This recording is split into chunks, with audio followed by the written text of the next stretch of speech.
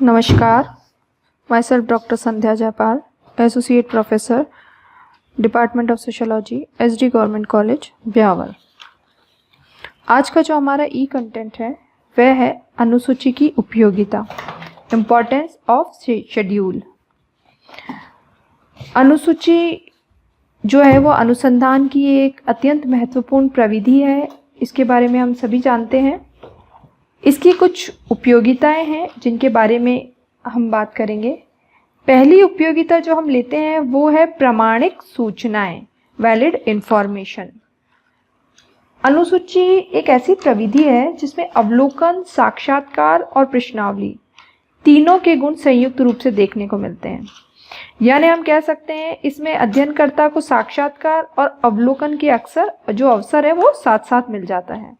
इसलिए सूचनाओं की प्रामाणिकता भी हो जाती है और अनुसंधानकर्ताओं को जो भी सूचनाएं हैं वो विश्वसनीय सूचनाएं प्राप्त होती है।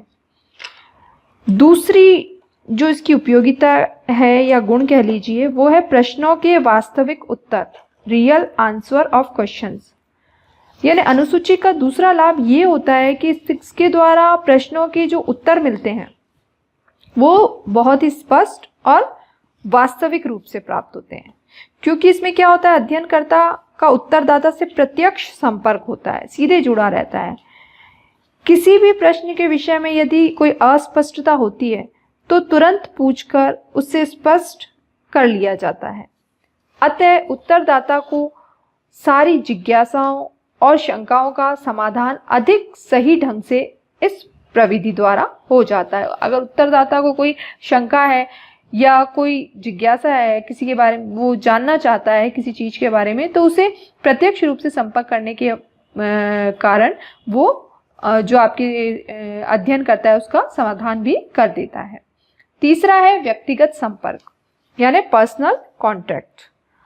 कभी कभी अध्ययनकर्ता को सही उत्तर नहीं मिल पाते हैं, क्योंकि क्या होता है कि उत्तरदाता के मन में एक डर या भ्रम बना रहता है। अनुसूची प्रविधि में साक्षात्कारकर्ता प्रत्यक्ष रूप से क्या होता है, उत्तरदाता से मिलता है और उससे प्रश्न पूछता है, और व्यक्तिगत संपर्क के कारण संकोच, भय आदि नहीं होता है। इसलिए एक आत्मीयता जैसी स्थिति स्थापित हो जाती है। इससे वास्तविक जो सूचनाएं हैं वो प्राप्त होने में भी सरलता रहती है। इस प्रकार संकोच आदि का निराकरण अपने आप ही हो जाता है। तीसरा जो इसका गुण या उपयोगिता है वो है अवलोकन की सुविधा, फैसिलिटी ऑफ ऑब्जर्वेशन।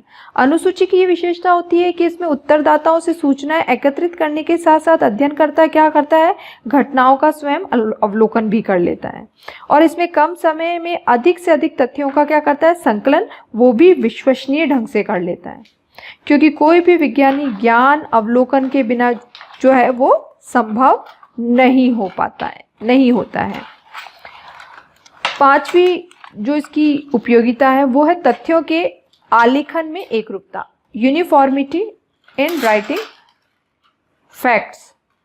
अनुसूची द्वारा तथ्यों को सही ढंग से क्रमबद्ध रूप से आलेखित किया जाता है, क्योंकि इसमें क्या होता है, उत्तरों को जो भी उत्तर होते हैं उनको यथा समय लिख लेते हैं। इससे क्या होता है, एक तो जो अध्ययन करता है उसको अपनी स्मरण शक्ति पर निर्भर नहीं रहना पड़ता है। दूसरी बात, तथ्यों को भूलने की संभावना ही नहीं रहती है। इसका एक लाभ क्या होता है कि उत्तरों को लिखने में जो अध्ययन करता है वो सांकेतिक शब्दों का भी प्रयोग कर सकता है। इससे कम समय में ज़्यादा से ज़्यादा कार्य वो निपटा लेता है और तथ्य संकलन की जो प्रक्रिया है वो भी कैसी हो जाती है, छोटी या संक्षिप्त हो जाती है। एक और जो इसका गुण है वो है निरीक्षण शक्ति में वृद्धि, increase in the observation power. अनुसूची के प्रयोग द्वारा अनुसंधान करता जो है उसकी निरीक्षण शक्ति में बहुत ज़्यादा वृद्धि होती है, क्योंकि क्या होता है कि उसे एक ही प्रकार के प्रश्न जो होते हैं वो बहुत सारे व्यक्तियों से पूछता है और उनके द्वारा बार बार उन उत्तरों को लिखता है, जो उत्तर प्राप्त होते हैं उनको। इसके कारण अध्ययन विषय से संबंध उसकी जो सूझबूझ है वो बढ़ती जाती है और निरीक्षण शक्ति में भी क्या होती है, वृद्धि होती जाती है। सातवां जो इसका गुण वो कह सकते हैं शोधकर्ता के व्यक्तित्व का लाभ, एडवांटेज ऑफ रिसर्च पर्सनैलिटी। अनुसूची की जो प्रविधि होती है, इसमें अनुसंधानकर्ता एक प्रकार का क्या करता है, वातावरण बना देता है, जिसमें क्या होता है, साक्षात्कारकर्ता को किसी भी प्रकार की वास्तविकता होती है उसको छिपाना बहुत मुश्किल हो जाता है। इस प्रकार अनुसंधानकर्ता उत्तरदाता पर अपने व्यक्तित्व का पूरा प्रभाव डाल सकता है। वो ऐसी गोपनीय बातें जो है उत्तरदाता नहीं बताना चाहता, वह भी उससे बातों बातों में पूछ लेता है, जो कि दूसरी किसी और प्रविधि में स्पष्ट नहीं हो पाती, जो कि एक बहुत बड़ी इस विधि की उपयोगिता मानी जाती है। 8वीं जो इसकी उपयोगिता है वो है अधिकतम प्रत्युत्तर, मैक्सिमम रिस्पॉन्स। अनुसूची का सबसे बड़ा लाभ ये भी है कि इसके द्वारा जो भी प्राप्त किए गए उत्तर हैं वो किसी दूसरी प्रविधि की तुलना में अधिक होते हैं। अध्ययनकर्ता जब उत्तरदाता के समक्ष खुद उपस्थित होकर प्रश्न पूछता है तो जो सूचनाएं देने के लिए समय निकाल ही लेता है। कौन? जो उत्तरदाता है। इसमें अध्ययनकर्ता का व्यक्तिगत प्रभाव भी कारण हो सकता है, लेकिन ये बात भी सच है कि इस प्रविधि के माध्यम से लोगों से प्राप्त होने वाले उत्तरों का प्रतिशत क्या होता है, अधिक होता है, तो अधिकतम प्रत्युत्तर की प्राप्ति होती है। एक और उपयोगिता है अध्ययन में नमनीयता, एडोरेबिलिटी इन स्टडी।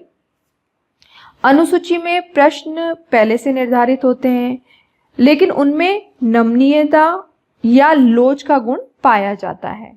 यानी हम कह सकते हैं यदि अध्ययनकर्ता प्रश्न पूछते समय ये अनुभव करता है कि प्रश्न में किसी प्रकार की संशोधन की आवश्यकता है या किसी अन्य प्रश्न को जोड़ने और निकालने की आवश्यकता है, तो वो ऐसा भी कर सकता है। इस कारण अनुसूची के माध्यम से तथ्यों का संकलन क्या होता है, अच्छे से अच्छा या श्रेष्ठ से श्रेष्ठ होता है।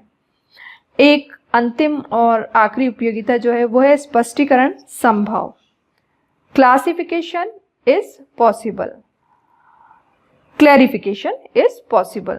कभी कभी कोई प्रश्न इस प्रकार की संरचना का होता है कि उत्तरदाता उसका अर्थ नहीं समझ पाते, इसलिए उत्तर देने में उनको बहुत परेशानी भी होती है।